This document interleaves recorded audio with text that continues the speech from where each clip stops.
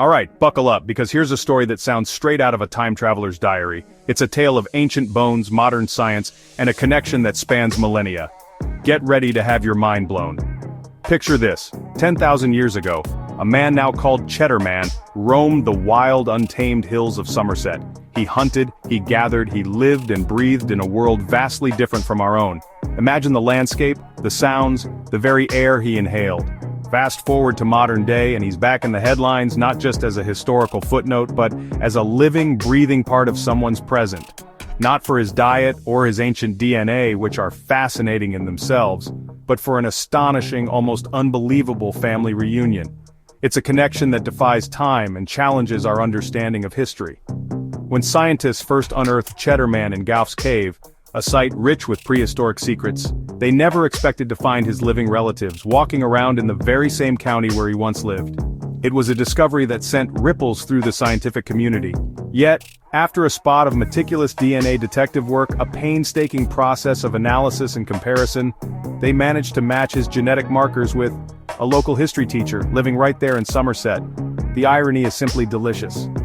That's right, Adrian Target, a bloke who probably nips to the same corner shop, maybe even buys the same brand of tea you would if you lived in town. A town steeped in history and ancient secrets, shares a direct maternal lineage with Britain's oldest complete skeleton. It's a connection that binds him to the very soil of Somerset.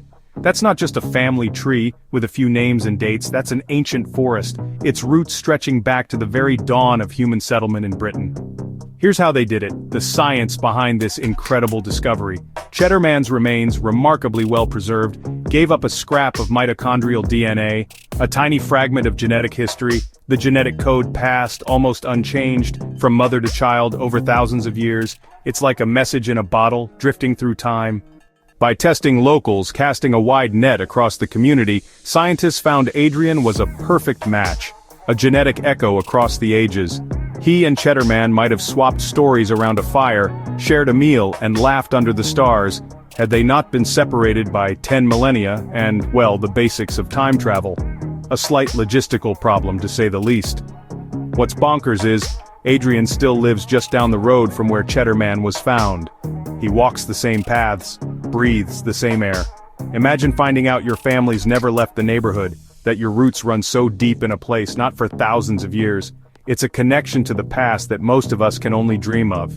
You'd think all those genealogy websites were exaggerating, promising connections to royalty and historical figures, but this is as real as it gets. Concrete, undeniable proof of our connection to the past. It makes you wonder, doesn't it? How many of us are walking through our ancestors' footsteps without even knowing? How many echoes of the past resonate in our daily lives? How much of our past is still with us? In our DNA, in the places we call home? It's a question that challenges us to rethink our place in the grand scheme of things.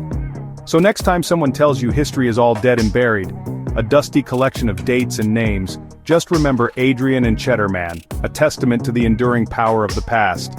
The teacher and the ancestor, connected by an unbroken thread of DNA, both part of the same incredible story, unfolding right there in Somerset. A story that continues to be written with each new discovery. If you love these twists of fate and the mysteries of our past, if you're fascinated by the secrets hidden beneath our feet, hit subscribe to Harry's History and Myths, and join us on a journey through time, for more jaw-dropping stories just like this, because history is anything but boring. Trust me, you'll never look at your local high street in quite the same way again. You might just be walking in the footsteps of your ancestors.